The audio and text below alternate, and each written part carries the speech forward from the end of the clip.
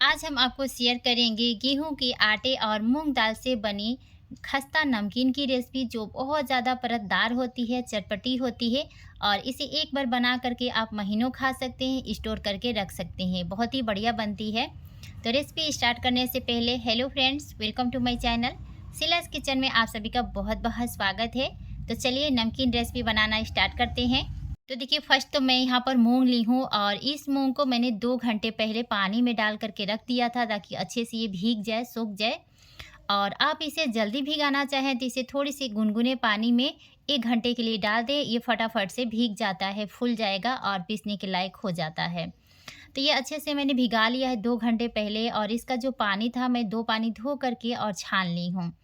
और इसमें बिल्कुल पानी नहीं रहना चाहिए, सूखा-सा आप इसे छान करके रेडी कर लें। उसके बाद हम इसे मिक्सर जार में डालेंगे और इसमें थोड़ी-सी मसाले ऐड करेंगे। तो मैंने लहसुन डाल दिया और 2 मैं हरी मिर्च डाल लेती हूँ और 1 टुकड़ा हम इसके अंदर अदरक का डाल देंगे। तो 1 टुकड़ा था अदरक का, उसको मैंने बीच से छोटे-छोटे टुकड़े कर दिए हैं, 3 टुकड़ा कर दिया है मैंने ताकि अच्छे से पीस जाए। अब मिक्सर जार का ढक्कन बंद करेंगे और इसे हमें पीस लेना है। ज़रूरत पड़े तो 2 चम्मच पानी डाल कर के इसे पीस लेना है, ज़्यादा महीन करने की भी ज़रूरत नहीं है। और 2 चम्मच पानी डाल के मैंने पीस के इसे रेडी कर लिया है और एक बाउल में हम इसे ट्रांसफ़र कर लेते हैं। अब इसके अंदर कुछ मसाले ऐड करेंगे। तो 1 चम्मच मैंने लिया है अजवाइन क्रश करके। अब मैं डाल रही हूँ जीरा और काली मिर्च का पाउडर, मैंने साथ में पीस करके रखा है, उसको 1 चम्मच मैंने डाल लिया। अब डालेंगे कस्तूरी मेथी 1 चम्मच, कलर के लिए मैंने यहाँ पर हल्दी लिया है, उसे भी ऐड कर लेंगे। अब मैं इसके अंदर थोड़ा-सा हींग डाल लेती हूँ, तो हींग ऑप्शनल है, ये डाइजेशन के लिए बहुत अच्छा होता है, तो इसे डाल लीजिएगा। तो थोड़ा-सा मैंने हींग डाल लिया, अब इसके अंदर आधा चम्मच मैं चिली फ्लेक्स डाल रही हूँ, चिली फ्लेक्स नहीं है तो आप कूट लीजिए सूखी मिर्च को और डाल लीजिए। और थोड़ा-सा मैंने लाल मिर्च डाला है, तो आप अपने हिसाब से तीखे के अनुसार डाल लीजिए, मैंने थोड़ा-थोड़ा सभी चीज़ें डाल लिया है। स्वाद के अनुसार नमक डालेंगे और 2 चम्मच हम यहाँ पर रिफाइंड ऑयल डाल लेते हैं।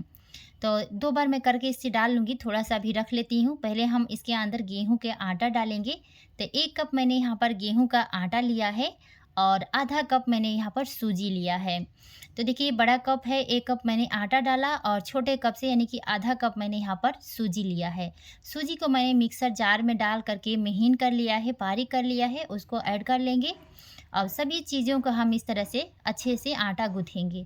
तो देखिए अभी काफ़ी गीला लग रहा है और जो आटा है गेहूँ का आटा उसका कोई मेजरमेंट नहीं है। आप जितना चाहें मतलब इसको आटा हमें टाइट लगाना है तो आपको यहाँ पर गेहूँ का आटा कुछ ज़्यादा लगेगा, 2 से ढाई कप लग जाएगा। तो मैंने अभी 1 कप डाला है गेहूँ का आटा और आधा कप सूजी डाल लिया है, अभी काफ़ी गीला है तो और मैं यहाँ पर गेहूँ का आटा ऐड कर रही हूँ। और इसमें पानी डालने की बिल्कुल ज़रूरत नहीं है। ये मूँग दाल से ही अच्छे से आटा गूँथ जाएगा और बढ़िया से हम इसको गूँथ लेते हैं। जितना आटा मुझे इसमें लगेगा उतना डाल कर के और मैं आटा लगा लेती हूँ। तो देखिए 2 से ढाई कप गेहूँ का आटा लग गया है और इस तरह से मैंने टाइट आटा लगा कर के रेडी कर लिया है। इसको गीला नहीं रखना है, टाइट ही आटा लगाना है और इसे ढक कर के 10 मिनट के लिए हम रेस्ट पे रखेंगे। तब तक एक और हम काम कर लेते हैं। तो मैंने यहाँ पर देसी घी लिया है 2 चम्मच और इसके अंदर मैं 1.5 चम्मच कॉर्नफ्लोर डाल लेती हूँ। अरारोट या कॉर्नफ्लोर इसके अंदर डालेंगे, आप चाहें तो यहाँ पर मैदा या गेहूँ का आटा भी डाल करके ये पेस्ट इस तरह से बना सकते हैं। लेकिन अरारोट या कॉर्नफ्लोर से बहुत जल्दी ये निकलता है, जो लेयर बनेगा इसी से बनेगा, इसलिए हम यहाँ पर कॉर्नफ्लोर का यूज़ किए हैं। आप गेहूँ का आटा या मैदे से भी बना सकते हैं। अब देखिए इस आटे को मैंने इस तरह से लोई बना करके छोटे-छोटे करके रेडी कर लिया है। अब चलिए अब इसे हम बेल लेते हैं। तो देखिए इसे बेलने के लिए हमें ऑयल और परथन यानी कि आटा डस्ट करने की ज़रूरत नहीं है। अगर टाइट आटा लगाते हैं तो ये अपने आप इसी तरह से बेल जाएगा, ऑयल वगैरह की ज़रूरत नहीं पड़ेगी।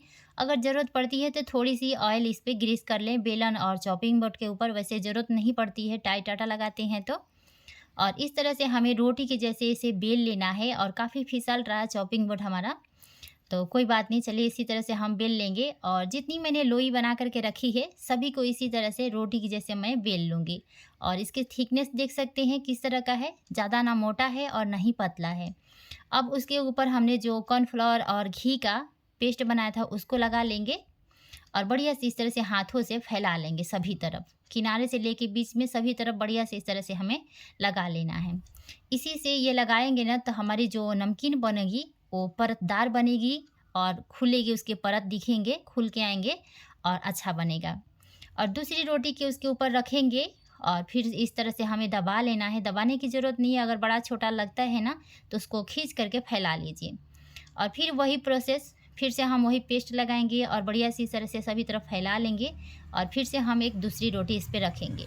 तो देखिए इसी तरह से एक के ऊपर एक रख करके मैं 4 रोटियाँ इसी तरह से लगा करके रेडी कर लूँगी। ये थोड़ा-सा छोटा लग रहा था, देखिए मैं इसको खींच करके बराबर कर लेती हूँ और इसी तरह से मैंने 4 रोटियाँ इस पे चिपका दिया है और उसको जो हमने घी और कॉर्नफ्लोर का बनाया था उसी गम को पेस्ट को लगा करके रेडी कर लिया है। ये ज़्यादा मोटा हो गया है तो इस तरह से थोड़ा-सा हम इसे बेल लेंगे, थोड़ा-सा पतला कर लेंगे, ज़्यादा नहीं। उसके बाद इस तरह का कोई भी ढक्कन ले लीजिए। हमारे घर में बहुत सारे ऐसे ढक्कन होते हैं दवाई वगैरह के, या इस तरह के ढक्कन दवाई पे भी आते हैं या किसी भी चीज़ पे बहुत सारे हमारे घर में मिल जाते हैं। किसी को भी ले लेना है छोटा-सा ढक्कन और इस तरह से हमें इसका शेप दे देना है। तो देख सकते हैं फ्रेंड्स, इस तरह से बहुत ही बढ़िया एक डिज़ाइन आ जाता है, काजू जैसा और चाँद के जैसे भी बोल सकते हैं। तो बहुत ही बढ़िया लगता है और इसी ढक्कन से इसी तरह से हम सारा काट के और रेडी कर लेंगे। और बहुत ही आसानी से निकल जाता है, शेप भी काफ़ी बढ़िया आ रहा है। तो इसे आप काजू नमकीन भी बोल सकते हैं। तो इसी तरह से मैं सारा कट करके और निकाल के रेडी कर लूँगी और बहुत ही बढ़िया बनता है। और जब ये ऑयल में डालेंगे तो ये परत बाई परत खिल के आएगा और दिखने में काफ़ी अच्छा लगता है। तो सभी को मैं इसी तरह से काट के रेडी कर लूँगी। पहले इसको हम प्लेट में हटा लेते हैं और नीचे वाला जो साइड्स है उसको भी हम इसी तरह से काट के रेडी कर लेंगे। तो देखिए मैंने वो काट के रेडी कर लिया है, प्लेट में रख लिया है और जो एजेस ये निकले हैं इसको हम वेस्ट नहीं करेंगे। फिर से हमें आपको नमकीन बनाने की और बेलने की ज़रूरत नहीं है, इसको हम एक अलग डिज़ाइन दे देंगे इस तरह से। इसको हम क्या करेंगे, इस तरह से हाथ में ले लेंगे गोला बना करके और कैंची से इस तरह से काट देंगे। तो ये भी एक डिज़ाइन आ जाता है, देखने में भी काफ़ी अच्छा लगता है और फ्राई भी बहुत ही बढ़िया से हो जाता है। तो ये भी बहुत ही आसान है, आपको बेलने और लोई बनाने की कोई झंझट नहीं है। इस तरह से एक नमकीन बन के रेडी हो जाता है। तो चलिए फ्राई कर लेते हैं। ऑयल गरम होने के लिए हमने रख दिया है और इसमें हम डाल देंगे। तो यहाँ पर देखिए ऑयल ज़्यादा गरम नहीं करना है, हल्का सा गरम करना है और उसके बाद हम इसको डाल देंगे। 1 आध 2 सेकंड के बाद हम इस तरह से इसे थोड़ा-सा हिला देंगे और एक के ऊपर हमने डाला है तो उसे घबराने की ज़रूरत नहीं है, वो चिपकेगा नहीं। वो थोड़ा-सा जब गरम हो जाएगा तो वो अपने आप अलग हो जाएँगे। और देखिए हल्के गरम तेल में हमने डाला है तो जो इसकी लेयर है ना, परत बाई परत खिल के आए हैं और देखने में काफ़ी अच्छा लग रहा है। अगर हाई फ्लेम पे इसे आप फ्राई करते हैं तो ये लेयर नहीं निकल के आएँगे। इसलिए हल्के गरम तेल में इसे डाल करके और अच्छे से हमें फ्राई कर लेना है।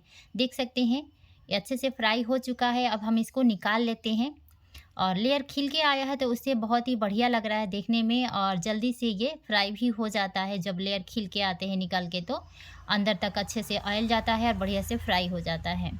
तो इसी तरह से मैं दोनों बैच फ्राई करके और निकाल लूँगी और उसके बाद जो हमने कैंची से काट करके जो डिज़ाइन वाला हमने बनाया है नमकीन उसको भी फ्राई कर लेंगे। तो चलिए इसको साइड में रख लेते हैं। दूसरा बैच इसका भी मैंने निकाल लिया है और ये जो लास्ट में हमने कैंची से काट के बनाया था उसको भी फ्राई कर लेंगे। तो इसका भी सेम प्रोसेस है, इसे भी धीमी आंच पे ही फ्राई करेंगे क्योंकि ये थोड़े से मोटे होते हैं तो फ्राई होने में थोड़ा सा इसको टाइम लगता है। तो इसलिए हल्के आंच में तेल गरम करके और इसके अंदर हम डाल देंगे और ये धीरे धीरे फ्राई हो जाएगा। तो मैं सभी इसी तरह से डाल दी हूँ और इसको भी अच्छे से मैं फ्राई करके निकाल लेती हूँ। तो देख सकते हैं फ्रेंड्स ये भी फ्राई हो चुका है, इसको भी इस तरह से मैं निकाल लेती हूँ। तो देखिए इसको ना थोड़ा धीमी आंच पे फ्राई करना होगा। जो फर्स्ट बैच हमने निकाला है उससे और धीमी आंच पे और थोड़ा-सा इसमें टाइम लगता है तो उसको भी मैंने फ्राई कर लिया है।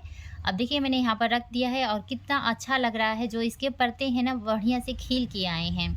और देखिए मैंने यहाँ पर नहीं बनाया है, एक मसाला भी इसके ऊपर बना करके डाल सकते हैं, जैसे कि चाट मसाला, काली मिर्च पाउडर और जीरा पाउडर, काला नमक, इस सारी चीज़ों को एक साथ में ले करके मिक्स करके ऊपर से इसके डाल सकते हैं। तो और भी चटपटा और भी बढ़िया टेस्टी बन जाएगा ये नमकीन। मैंने यहाँ पर नहीं बनाया है, मैं इसे रात में शूट कर रही हूँ। तो मुझे ज़रूरत नहीं है क्योंकि मैं बच्चों के लिए बना रही हूँ और बना के रखने के बाद में भी आप डाल सकते हैं। तो फ्रेंड्स ये रेसिपी आप सबको कैसी लगी मुझे ज़रूर बताइएगा। पसंद आएगी तो लाइक शेयर, चैनल को सब्सक्राइब ज़रूर कीजिएगा। Thanks for watching.